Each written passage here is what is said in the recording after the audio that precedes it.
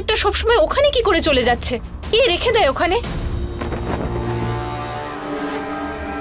বুঝতে পারলাম না আলিয়া ম্যাডামকে দাঁড়িয়ে থাকতে দেখাটা আমার ভ্রম ছিল না সত্যি ছিল।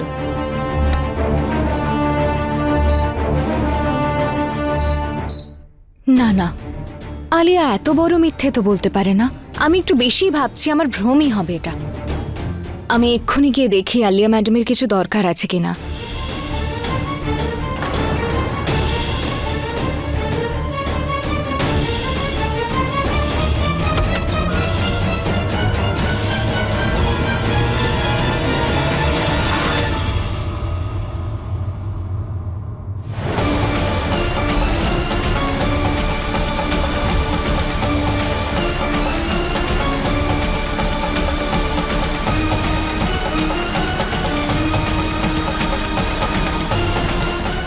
আলিয়া ম্যাডাম কোথায় গেল? ওর চেয়ার তো এখানেই রাখা। ও গড, এই দরজাটা কি করে আমি খুলে রেখেছিলাম? যদি গয়না আমাকে এখানে আজ দাঁড়িয়ে থাকতে দেখে, তাহলে ও জানতে পেরে যাবে যে আমি হাঁটতে পারি। কি যে করি এখন?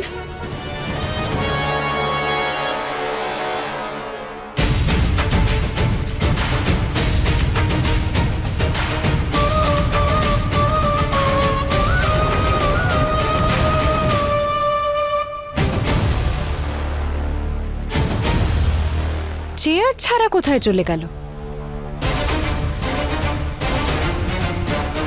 আমি যেটা ভাবছিলাম সেটা আবার সত্যি নয় তো? আলিয়া ম্যাডাম কি সত্যি হাঁটতে পারে?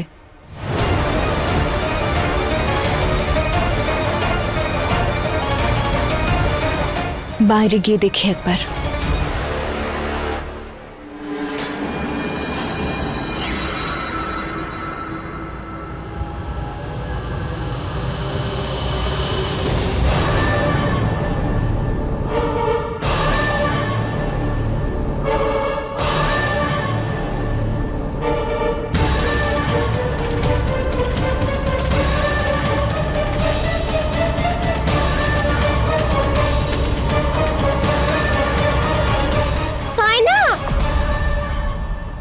তিন্নি, তুমি এখানে? ও গয়না, ওই 3 দিন না ঘুম আসছে না। তুমি আমার সাথে চলো না, আর আজকে নতুন গল্প বলবে। কি হলো? চলো না, চলো তিন্নি, চলো চলো। শান্ত হও। তুমি ওই খারাপ আলিয়ার রুমে কি করছো? তুমি যদি এখানে থাকো না, তুমিও ওর মতো খারাপ হয়ে যাবে। আমার সাথে চলো তিন্নি, এক্ষুনি। তুমি যাও, আমি এক্ষুনি আসছি। না না না, তুমি এক্ষুনি তিন্নির সাথে যাবে। চলো চলো চলো। কি হচ্ছে এখানে? হ্যাঁ, এই মেয়েটা এত চেঁচাচ্ছে কেন? রাত্রেবেলা কেউ কি ঘুমোবে না? নিয়ে যাও ওকে এখান থেকে। আসলে পিসিমা, কি আলিয়া কি হয়েছে আলিয়ার? আলিয়া ম্যাডাম এখানে নেই। এখানে নেই? ও গড, মনে হচ্ছে এই গয়না পরিবারের সবার সামনে আমার সত্যিটা ঠিক বের করে ফেলবে। কি করি এখন? আরে ও তো হাঁটতেই পারে না, একলা কোথায় যাবে? সেটাই তো, তাই জন্য আমি চারিদিকে ওনাকে খুঁজলাম, কিন্তু কোথাও পেলাম না। আর দেখুন, ওনার চেয়ারটাও এখানেই রাখা।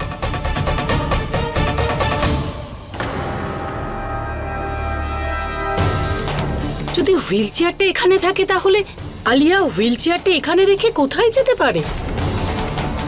সেটাই তো। দিদি, এরকম হলে তো ওকে আমাদের বাইরে গিয়ে খোঁজা উচিত। একদম ঠিক বলেছো কমলা, চলো।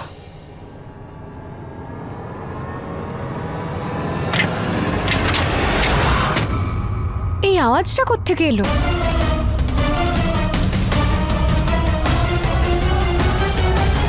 আরে দিদি, ভূত! আরে লাফিয়ে আমার ঘাড়ের উপর উঠে পড়ো তুমি। ছাড়ো আমার আঁচল। হঠাৎ করে কি করে পড়লো এটা? জেঠিমা, আপনি ভয় পাবেন না, আমি এক্ষুনি দেখে আসছি। হ্যাঁ, কোনোভাবে পড়ে গেছে হয়তো।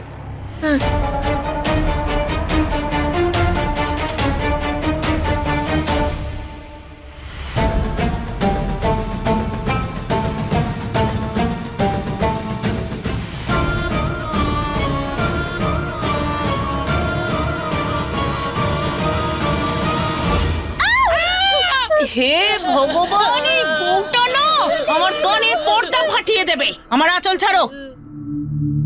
আরে কারেন্ট গেছে বড় বৌমা। না দিদি, যবে থেকে ট্রান্সফরমারের কাজ হচ্ছে তবে থেকে লোডশেডিংও বেশি হচ্ছে। আমার খুব ভয় আর লাগে। আমার শুধুমাত্র তোমাকে ভয় হ্যাঁ? করে। দিদি ভাই 2 মিনিটে চলে আসবে। চলে আসবে?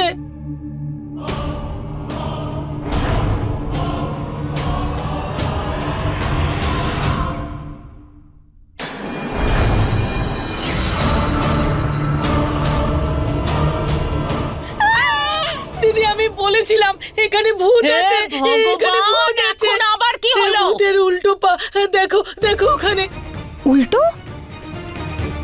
ওই দেখো।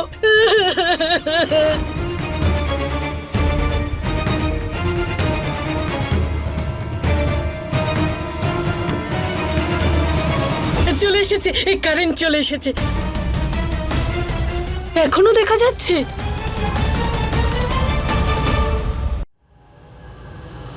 আলিয়া, আরে আলিয়া, বড় বৌমা সাহায্য করো একটু।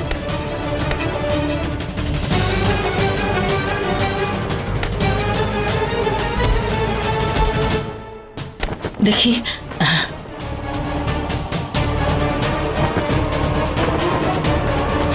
আর এই যে মেয়ে, তোমার চোখ থাকতেও অন্ধ নাকি? আলিয়া এখানে পড়েছিল, তুমি দেখতে পেলে না? পিসিমা আমি তো সব জায়গায় দেখেছিলাম, ঘরের চারিদিকে দেখেছিলাম, কিন্তু ও তখন এখানে ছিল না। কিন্তু এখন কি জানি মাটিতে কি করে। আচ্ছা, জাদুর দ্বারা প্রকট হয়ে গেছে।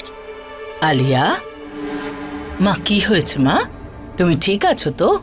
গয়না, তুমি কোথায় চলে গিয়েছিলে?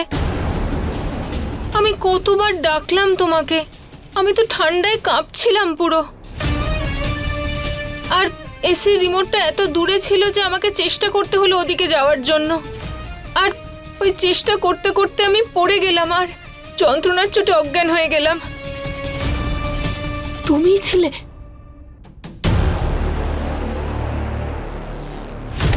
একটা কাজও তুমি ঠিক করে করতে পারো না। পিসিমা আমি বলবে না, শুনবে। তোমার কাজটা কি? কাজটা কি বলো? একটাই কাজ, আলিয়ার খেয়াল রাখা, ওর সেবা করা। কিন্তু সেটাও ঠিক করে করতে পারছো না। যখনই দেখো সারা বাড়িতে ঘুরে বেড়াচ্ছে এই তিন্নির সঙ্গে, ফাঁকিবাজ একটা। প্রথম থেকেই তো চোর ছিলে, এখন ফাঁকিবাজও হয়ে গেছো। হ্যাঁ, আরে বেচারি আলিয়া যদি ঠান্ডায় জমে মারা যেত তাহলে? তোমার মাথায় কিছু নেই? চলো এবার ঠিক করে খেয়াল রাখবে। চারিদিকে ঘুরে কমলা, বেড়ায়। তিন্নিকে নিয়ে এসো। চলে মা, আয় চল।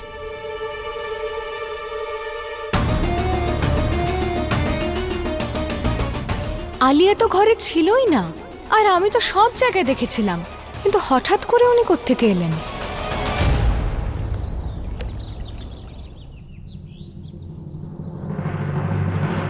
ভোলানাথ, আমি তো অন্ধ নই যে আলিয়াও নিজের ঘরে থাকবে আর আমি দেখতে পাবো না। নিশ্চয়ই ও ঘরেই ছিল, আর যেই লাইট চলে গেল অমনি ও মাটিতে শুয়ে পড়ল। আমি জানি যে ও নিজের পায়ে দাঁড়াতে পারে, আর আমি এটা প্রমাণ করেই ছাড়ব।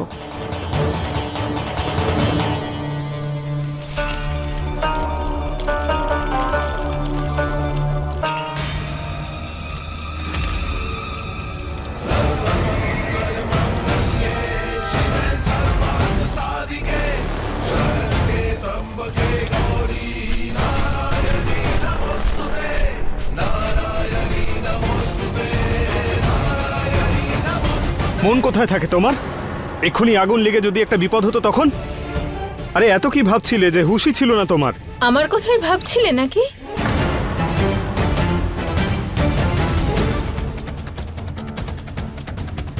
তাছাড়াও আজকাল তুমি সবসময় আমাকে নিয়ে চিন্তা করো, তাই না?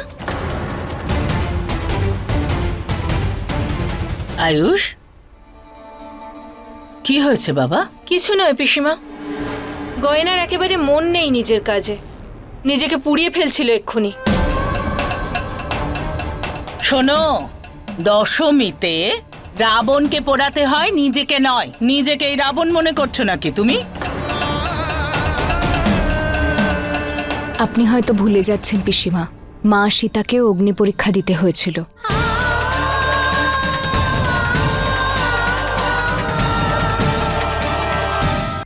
আচ্ছা, রামায়ণের সমস্ত পাঠ পড়াও আমায়।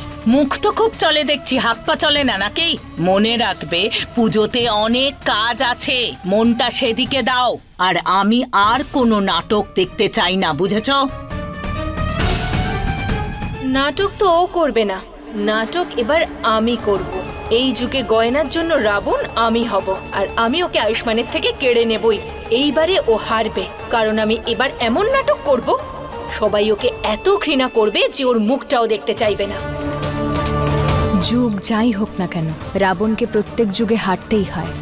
যেমন রাবণ তার 10টা মাথায় 10টা মুকুট পরে প্রভু রামের হাত থেকে বাঁচতে পারেনি, প্রভু শ্রী রামের আশীর্বাদে তোমার মুখোশটাও আমি সবার সামনে সরিয়ে দেব।